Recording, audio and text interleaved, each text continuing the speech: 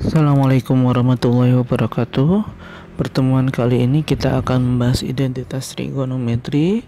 Ini merupakan lanjutan materi di kelas 10 mengenai trigonometri.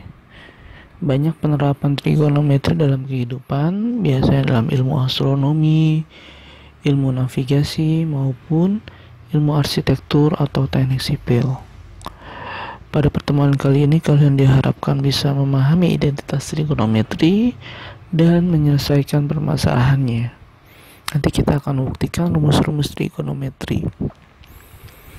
Di kelas 10 masih ingat untuk identitas trigonometri, dasar-dasarnya ada tan yaitu sin dibagi cos, ada juga sekan 1 per cos, atau kosekan kebalikan dari sin atau 1 per sin.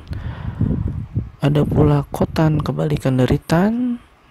Tan itu sin per cos bisa dibagi cos per sin.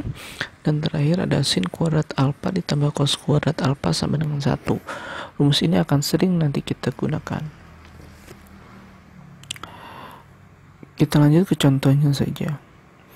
Buktikan 1 tambah tan kuadrat A sama dengan sekan kuadrat A.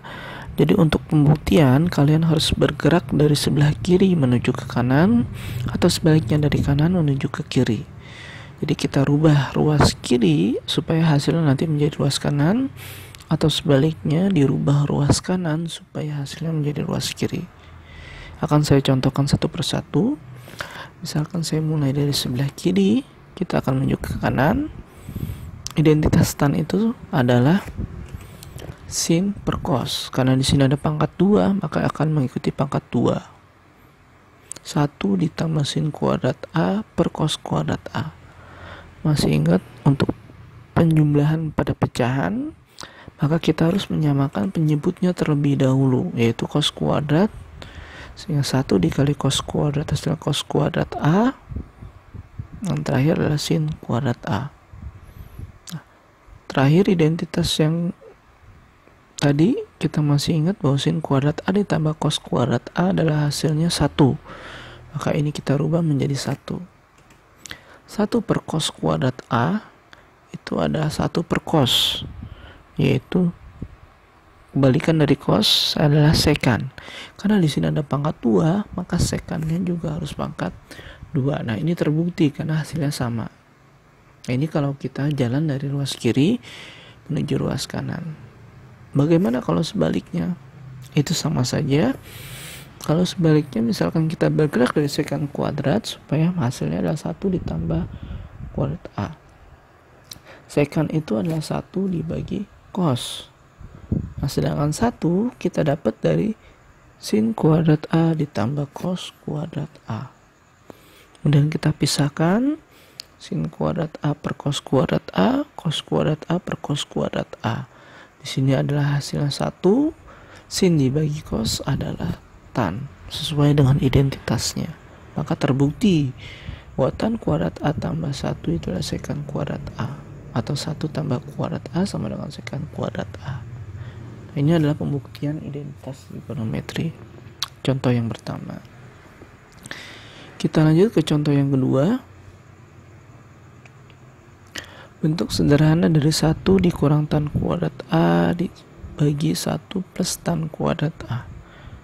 Kalau tadi kita bergerak dari kiri menuju ke kanan atau sebaliknya, nah di sini tidak ada batasan kiri dan kanan. Jadi kalian harus merubah bentuk pecahan menjadi bentuk yang paling sederhana. Ya. Kita mulai. Yang kita bisa rubah itu bisa 1, bisa tannya. Kita mulai rubah dari tannya, yaitu tan sin dibagi cos.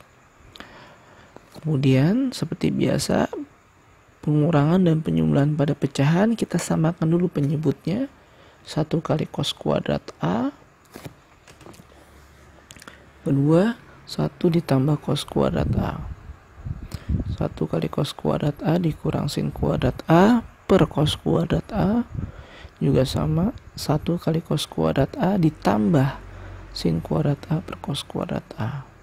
Nilai cos kuadrat A dengan cos kuadrat A bisa kita coret, sehingga hasilnya adalah di sini kita punya sin kuadrat A ditambah cos kuadrat A adalah 1. Jadi 1 per cos kuadrat A.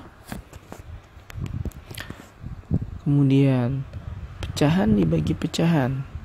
Untuk mengerjakan pecahan dibagi pecahan, masih ingat? Maka pecahan yang bawah kita balik dan berubah menjadi perkalian. Ya. Cos kuadrat A dikurang sin kuadrat A per cos kuadrat A dikali cos kuadrat A dibagi 1. Sehingga cos kuadrat A-nya bisa kita coret, sehingga hasilnya adalah cos kuadrat A min sin kuadrat A dibagi 1, atau hasilnya cos kuadrat A dikurang sin kuadrat A. Demikian identitas trigonometri pembuktiannya.